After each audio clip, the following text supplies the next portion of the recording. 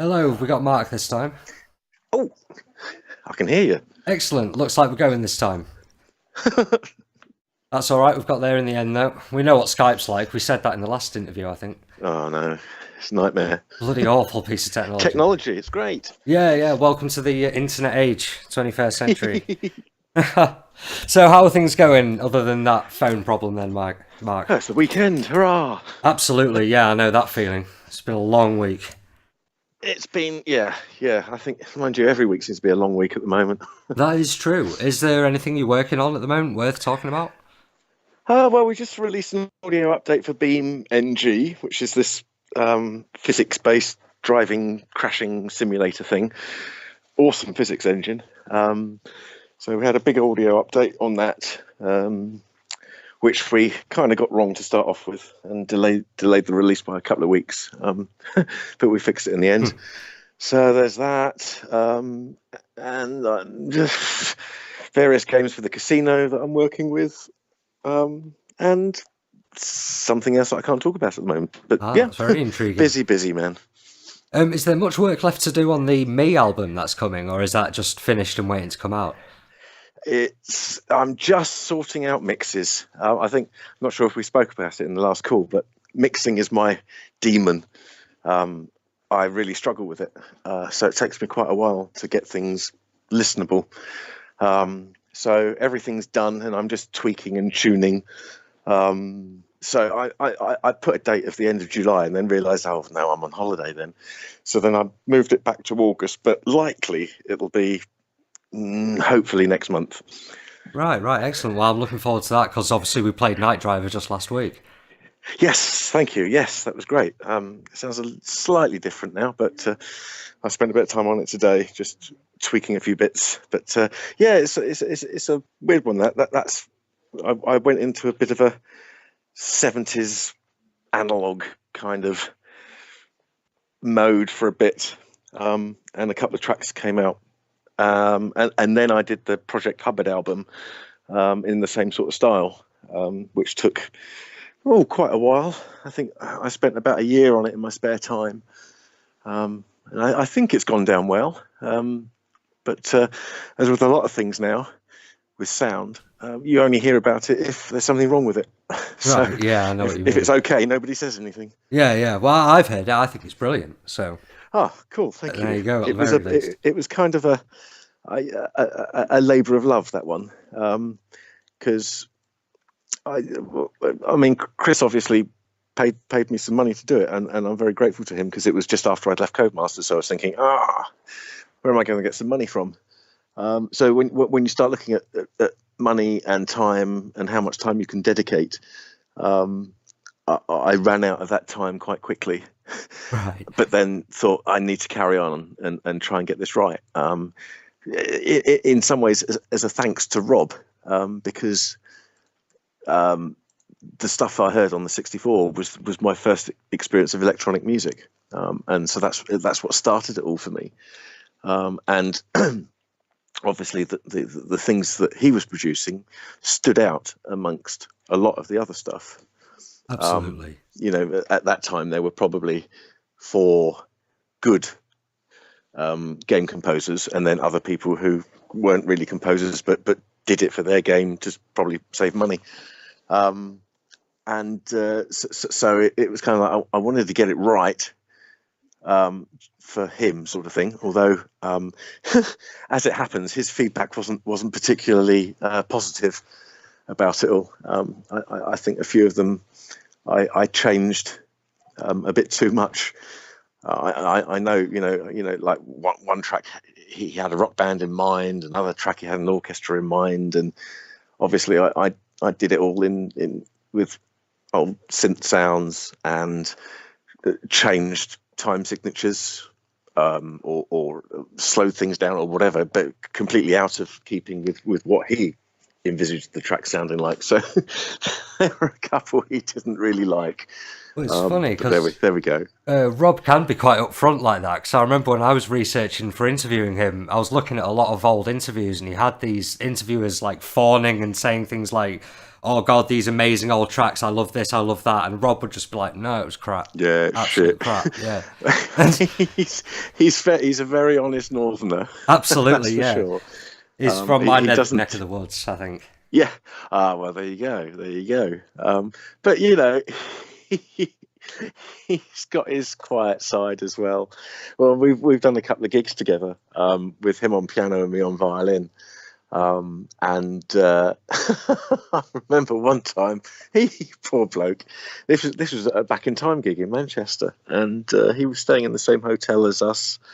So there was me, Ben, John, Hare, and Rob. And I brought out the vodka. I think Rob's comments afterwards were, "I'm never going to drink a drop of that shit again." Yeah. We had to stop the car the next day so that he could throw up on the curbside. Well, I know he likes his beer because I remember him saying to me a lot of the time, these tracks, he was just trying to get through it so we could get to the pub. He said to Well, me. I think that's it. He likes his beer, Yeah. and I poured vodka down his throat. I can't imagine what that's like. I couldn't take it myself. No, I did another gig with him in Copenhagen, and I didn't have a lot of time to practice, so I didn't do any practice. And I thought, that's fine. I'll just take the notes, because I'd scored out what I needed to play, because I often score out what I need to play so I can learn it, and then hopefully by the time you do the gig, you've got it in your memory. But I thought, oh bollocks, I'll take the notes and just read off the notes. So there we were on stage, walking onto stage. Oh shit! Oh no! I've left the notes in England. So I didn't have the notes with me. So I said to Rob, I haven't got the notes. I'll need to kind of stand behind you and look over your scores. That's fine. So there's me standing over him, wearing my normal gigging dark glasses, which I can't really see a lot out of. So I still couldn't read the music because of my glasses. So I put on my other glasses, which are only for distance.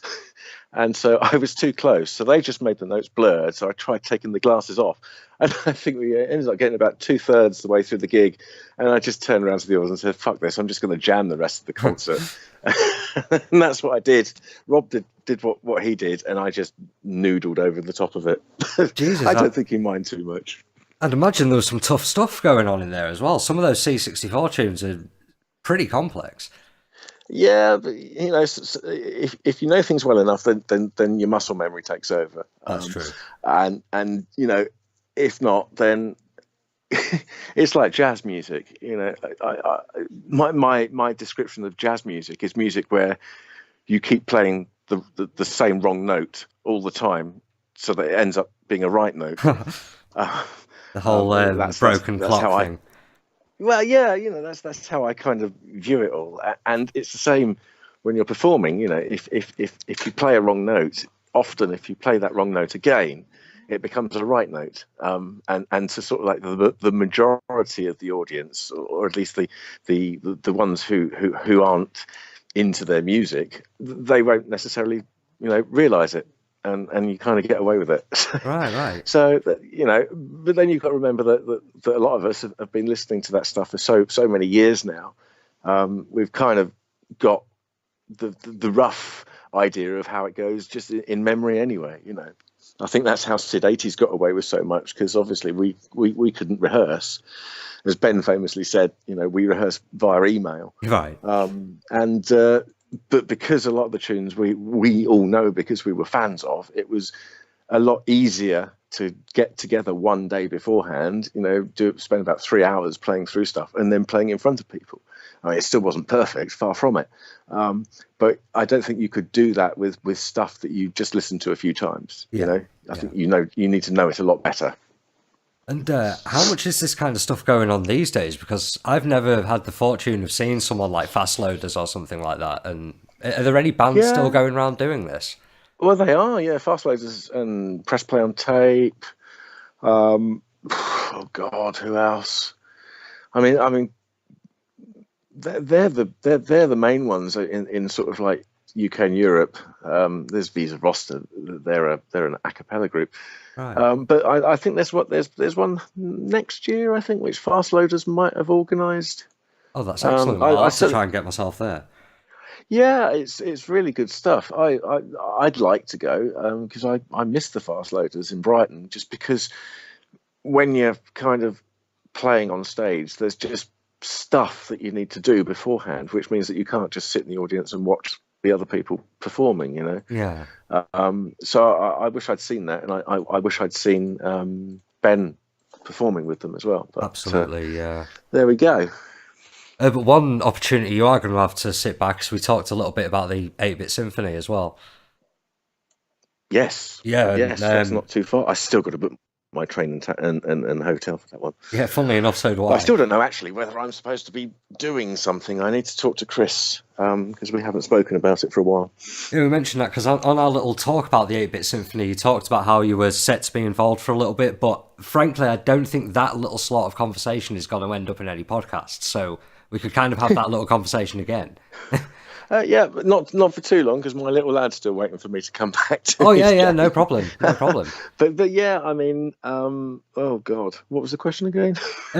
What was your kind of association with the 8-Bit Symphony, and how did that come about? Well, originally, because I suppose I've done some violin work for Chris in the past, and obviously with the whole Sid 80s thing.